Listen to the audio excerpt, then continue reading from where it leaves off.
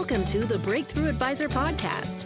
In this podcast, we inspire advisors with ideas and pathways to break through barriers and build a thriving retirement income business.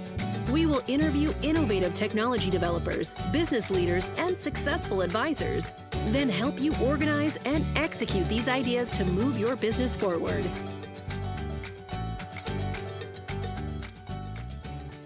Hello, and welcome to the Breakthrough Advisor Podcast. I'm Jack Martin. I serve as the virtual CMO for InsureMark, and I want to welcome you to this podcast today. We've got Marc Lamson, who's the president of ASLAN Training. Marc will introduce himself in a second. But Breakthrough Advisor Podcast is where elite advisors come to learn more about what they can do to take their business to the next level. In 2023 and InsureMark, we call that leveling up. And so we have a commitment across our entire enterprise to help advisors like you level up your practice in 2023. So having said that, Marc, I want to welcome you to the Breakthrough Advisor Podcast. How's it going today? It's going well, Jack, and thanks so much for having me. I appreciate it. So Marc, tell the folks a little bit about your background. Well, my background is electrical engineering. Does that relate to sales? But I don't know. But, we don't know what we want to be when we grow up. Found myself in a technical sales career, led a sales organization, hired a company called ASLAN Training way back in 2003 to train our team of sellers with an approach at the time and still called other-centered selling. How do we put priority on other people? Have had the privilege to be here since 2006. Served as our president recently. ASLAN's one of a few firms that sits on the Selling Power Top 20 sales training companies. We help all types of organizations and individuals improve their ability to connect, serve, and influence the people that are important relationships, whether it's sales or service. And I'm happy to be here to share some of the things we're finding that might be helpful to advisors looking to grow their business. Awesome. So the trigger for reaching out to you, and hoping that you can help our advisors is this drumbeat of news that we're hearing about how the organic growth rate for investment advisors really has plummeted since 2019. Net after market adjustments, the average RIA investment advisor wealth managers firm has grown from 9%. Now, last year, the rate was 3%. And most people would say, that rate needs to double or triple. And so there are a lot of moving parts when you start to talk about growth rate, right?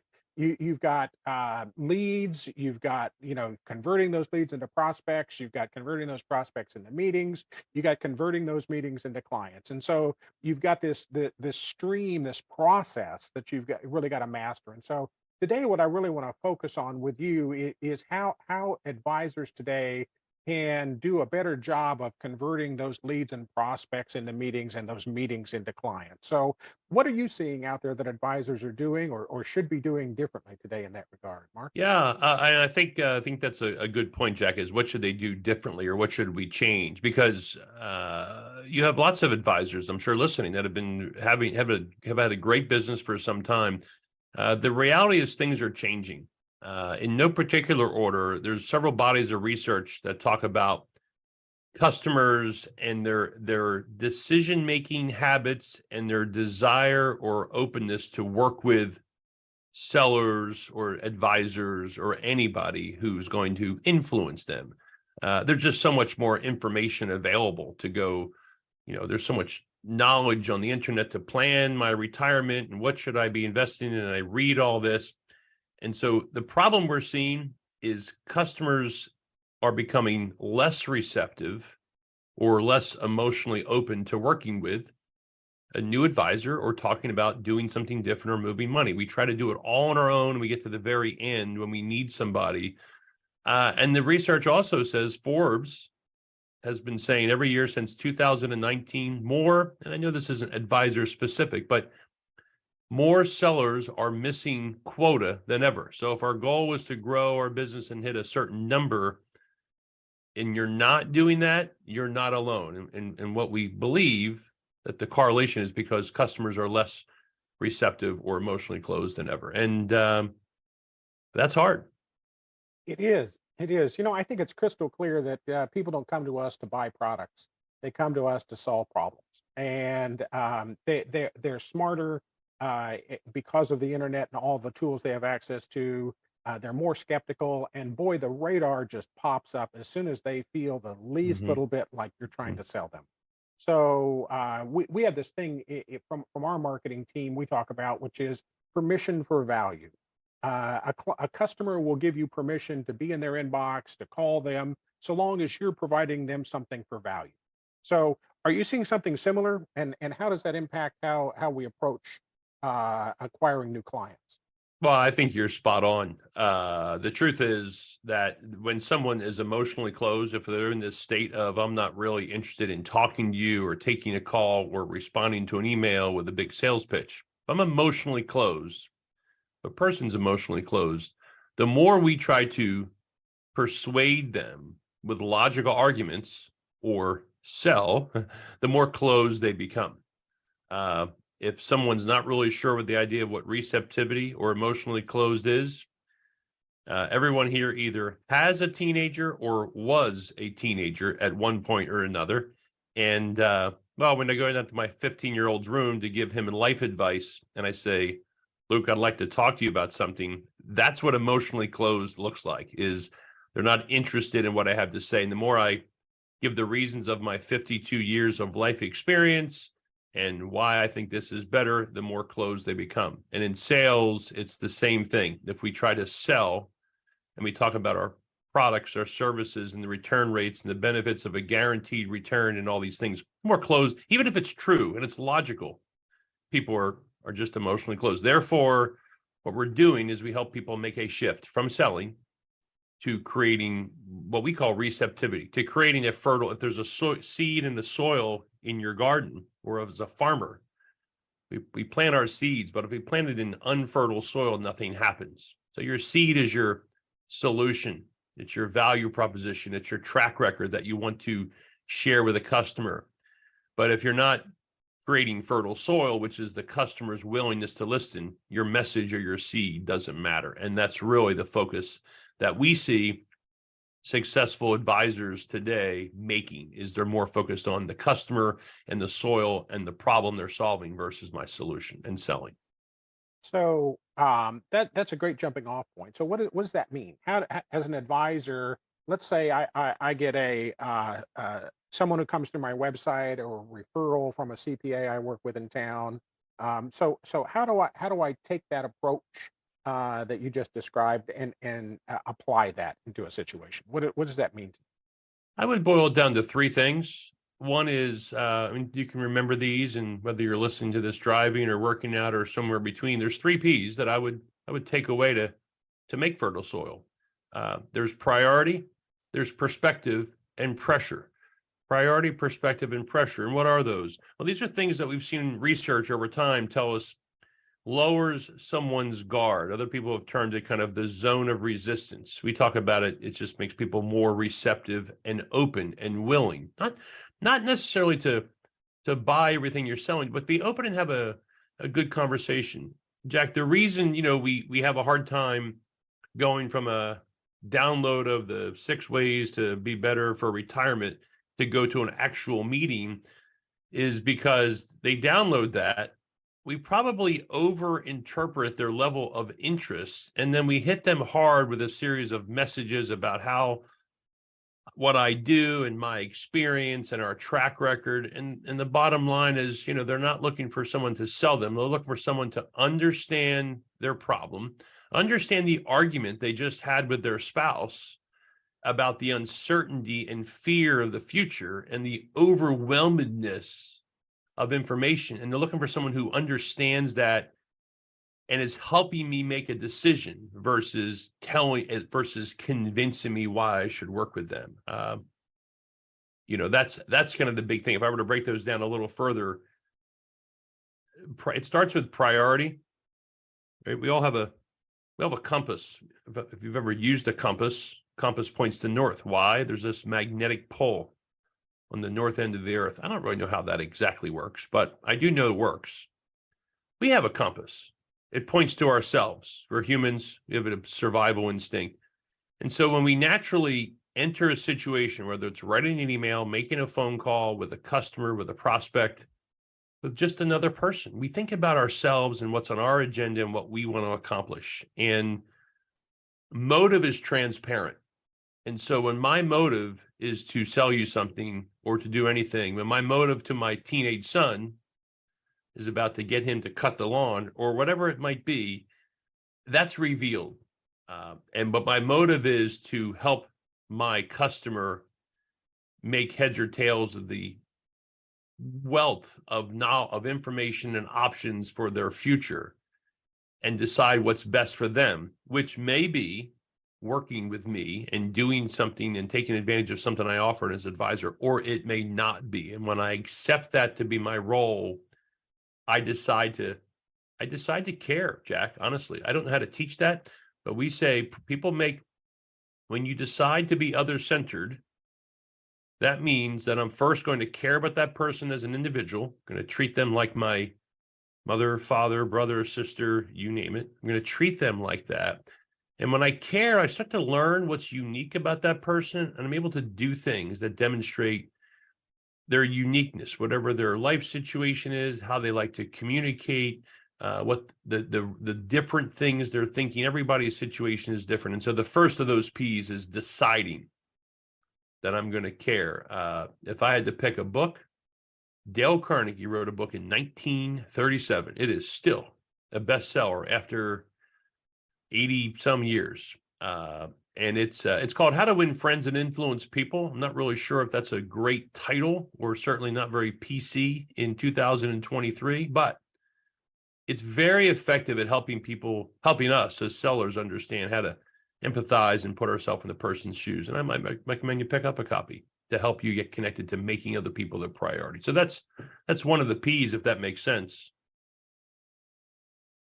It absolutely does make sense. So what are the 3 P's? Priority is first. That's one. Perspective is number 2, and pressure is number 3. Those 3 words are the keys to unlocking someone's openness or willingness to talk to you and be open and honest and connect. I'm sorry. Go ahead. I was going to say in perspective. So maybe we talk about perspective. It's really about starting with them. And Jack, I've heard you use the term problem focused versus solution focused. And so whether it's writing an email or whether we're making a phone call, here's a principle. People are not open to a different perspective until you understand and validate their perspective first. We call it the polar principle. Find that to be true. You can decide if you think that's true or not. But we're very good about giving our perspective.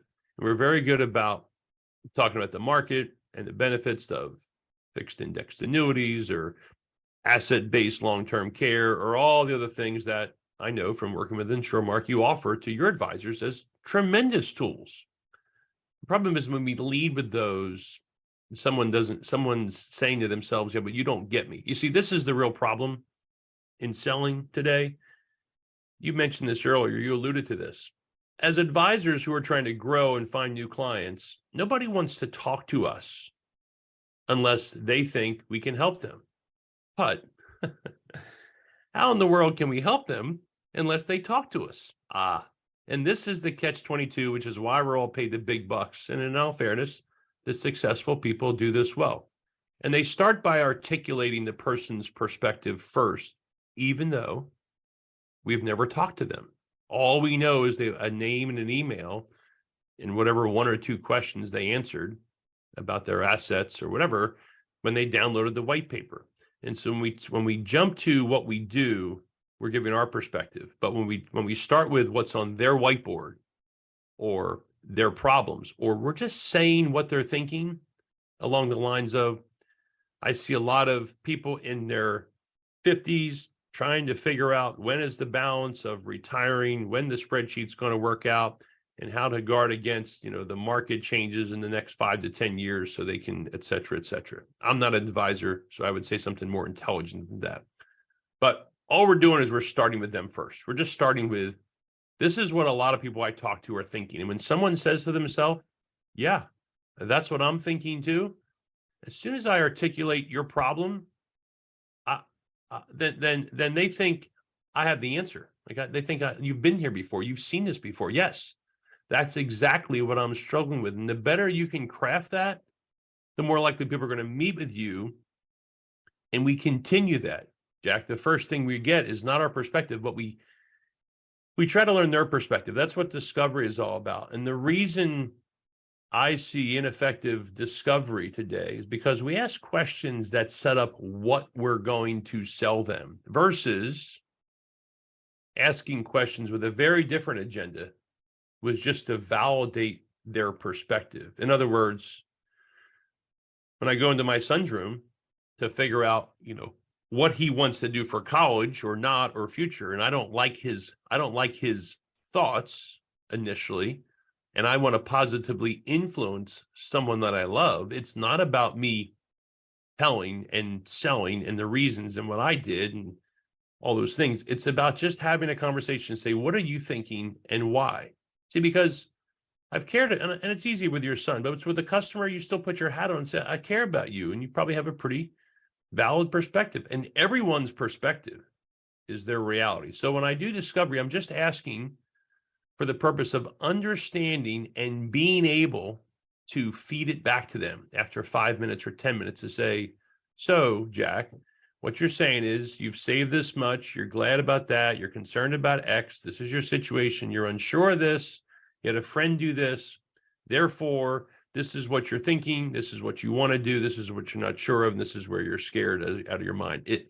Is that where you're coming from? And I'll ask, what is your perspective on these things? And it takes all the burden off. I don't have to remember or worry about what they're saying. I'm just going back and says, this is your perspective. Is that right? And when you give someone their perspective back, they feel heard, they feel validated, and it's the first step to what we call an invitation to influence. It'll happen when you do that well. We call that take the trip. You go from, instead of talking about your perspective, which may be polar opposite of their perspective, it's not about who's right or wrong. It's just a different perspectives. And so when I take the trip, that's what discovery, how to get someone's perspective is take the trip, go down and see their perspective first, validate it. And many times they'll say, yeah, Jack, but that's my perspective. Appreciate you listening and you got it, but you've been doing this for a while. What is your perspective? It completely changes the conversation. Make them the priority, care and focus on them, and then be able to lead with and be able to validate, learn more and validate their perspective as the first two P's.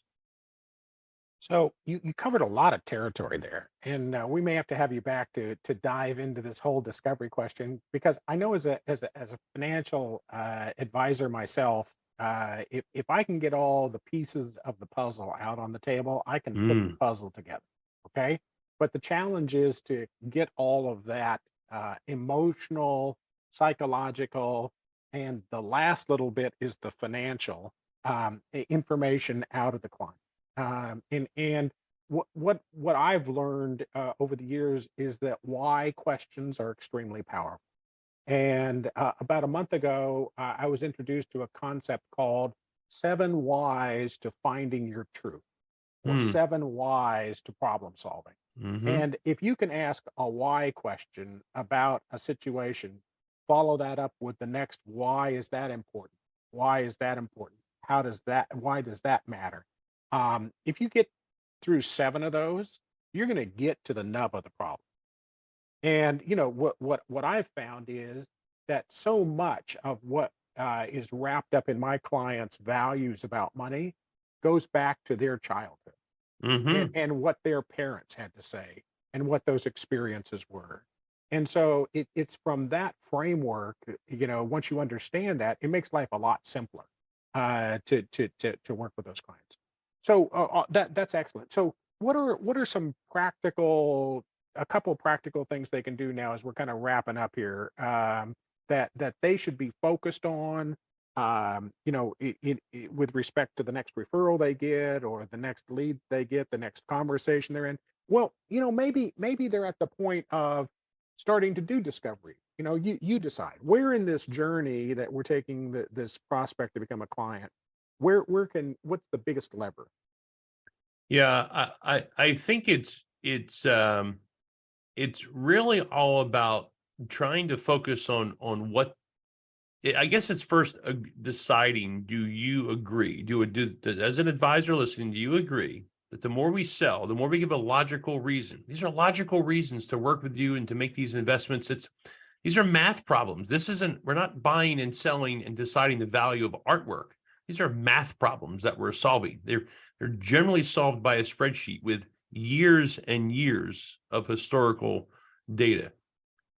It's just that it doesn't work for people at first, right? This is the problem when we get over the hump of receptivity. And so I think first you have to decide is customer receptivity part of the issue preventing you from getting meetings, getting people to be open and telling you the truth and ultimately working with you? And if so, the focus is trying to talk about, are you looking at what they're hearing, or are you focused on what you're saying? Because your value proposition doesn't matter if the customer is unreceptive. And hear me, if they say, Jack, I've heard a lot about you, I'd like to know what your opinion is, I'd like to talk, then just talk to them. But the growth comes from those that are skeptical, that have read lots of bad things about advisors or whatever products, and their mom or dad taught them differently. My mom, and I'll just say this, Jack, the difference of getting that person receptive is maybe their mom's way of doing business that they taught them 40 years ago, like my mom, was to get a bank book, a savings book. And my savings book, which I still have in my drawer because my mom was a saver, G913 with the Century Federal Savings and Loan in Gibbstown, New Jersey. There it is. It's confidential information. I think the account's been closed for a while.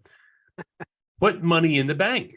Why? Because interest rate was 12% on a CD. Interest rates, they're up now, but they're not 12% on a CD. So what the person is doing, Jack, is they want someone to hear and validate that their mom gave them good advice 50 years ago, and your mom was a great woman, and those things were all true and good. And in 2023, things are different. And a slightly different version of putting things in your passbook savings account is doing X.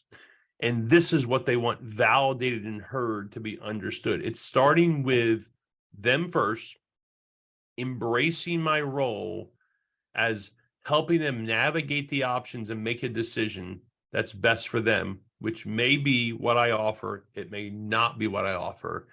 And if you can tell someone, I don't know if I offer what you really should do based upon what we're saying, you might not work with that customer, but everybody else they talk to at the clubhouse or whatever is going to say, my God, you have to call this person because it didn't make sense for me because I had this special situation, but for everyone else, it is. And just it's a long-term play. It's not even that long-term, it's short-term, but it's the right thing.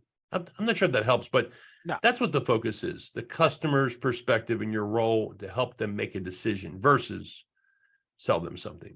No, that's spot on.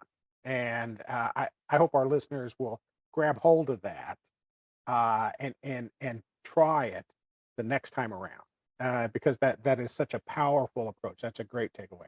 So before we close, what are Mark? What are a couple things that you do outside of the office that might surprise our listeners? Might surprise the listener. That's a really good question. I don't know if it's surprising or not, but what I know is I have salt water in my veins. Was born and raised in the Jersey Shore. I make my home in Rhode Island now. So as soon as I can get off of this podcast, I want to go jump in a boat and put a line in the water to go fishing.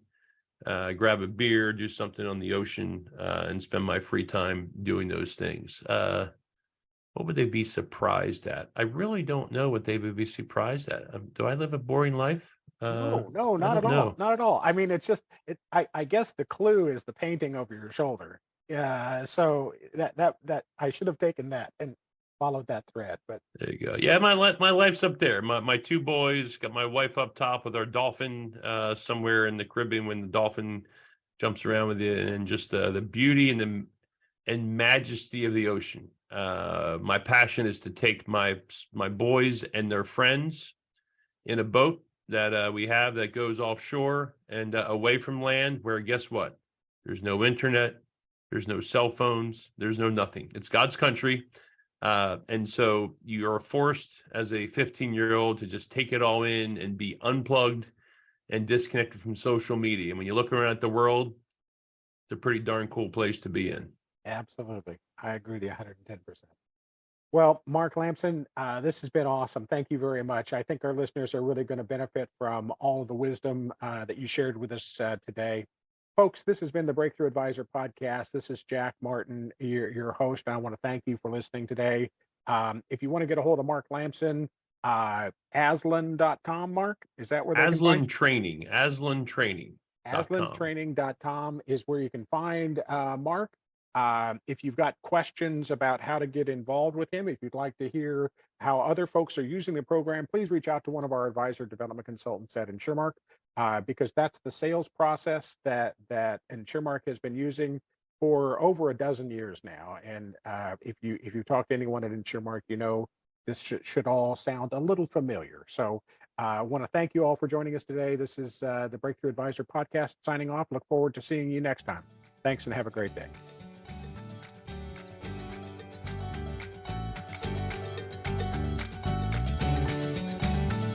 Thank you for listening to the Breakthrough Advisor Podcast. Click the subscribe button below to be notified when new episodes become available. The information covered and posted represents the views and opinions of the guest and does not necessarily represent the views or opinions of InsureMark. The content has been made available for informational and educational purposes only.